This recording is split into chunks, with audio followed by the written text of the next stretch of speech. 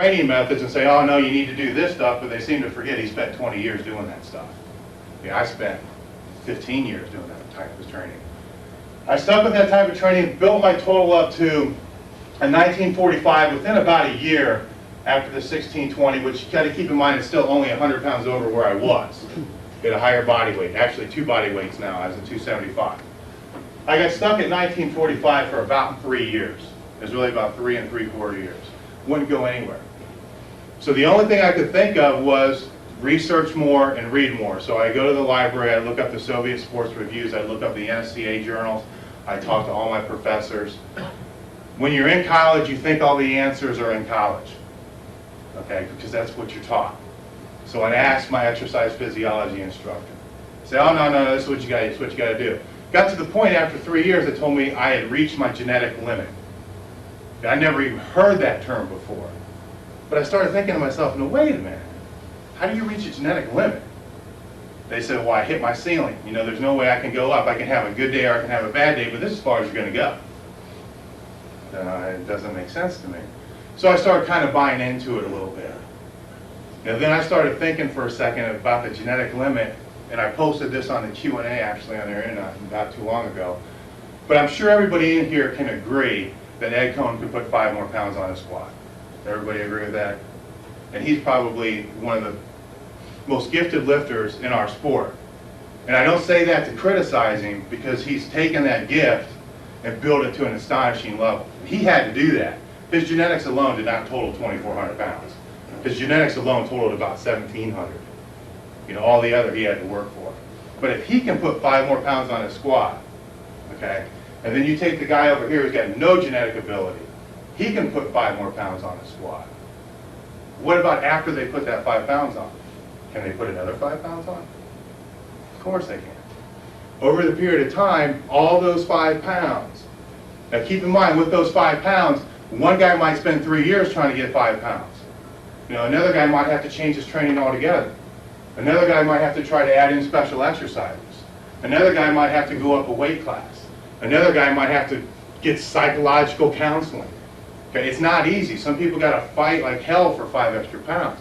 But over the period of time, all those 5 pounds add up to one hell of a lift. So with that in mind, I realized these professors don't know anything. Okay, the answers weren't there. So I went back to what some other trainers would call dump trucks, but the power lifters who are quoted as having genetic ability. I went back to them, sought out Louis, and tried to understand what he was talking about. Keep in mind, none of this stuff is in literature in this country. If you look up any book on strength and conditioning, you're not going to find the methods I'm going to talk about here today. Now, if you buy some books that I have over here from overseas, they're in there. Explain that one to me. You know, how we can be so far behind. But anyhow, he tried to explain it to me, and I thought the guy was totally nuts. Be the first to admit it, because everything I was taught was different. I even had a training partner that trained in my group put 65 pounds on his bench doing, 8 sets of 3 with 50% or whatever it was. I figured he couldn't bench anyhow.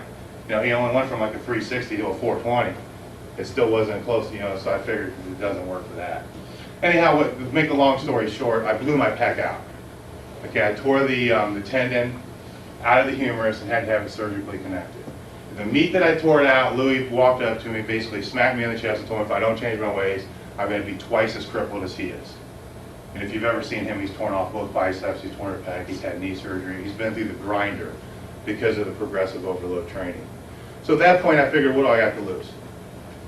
And so I went back into the gym, moved to Columbus, started training, listening to what he had to say. Even being in his gym, I thought he was nuts. I spent 3 years training with another group of guys who trained at 1 o'clock and just stayed away from Louis altogether because I thought it wasn't going to work. It was just full crap. So after 2 years of doing that, my total went nowhere. So I figured, all right, look, I'm going to come in the morning, just tell me what to do and I'll do it. That's when my total went from 1945 to 2205 in 3 years after hitting that genetic limit. So-called genetic limit.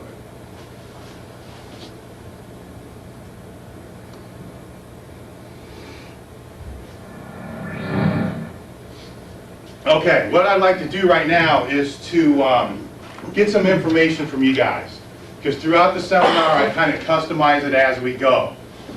So the first thing I'd like you to do is kind of like pair up with one another, take one of the blank sheets on the back of your book, and just write down how would you design the seminar, what topics would you like to see covered, what type of expectations do you have, and just try to be as specific as possible. Focus in on some questions. Don't give me something like, I want a bigger bench.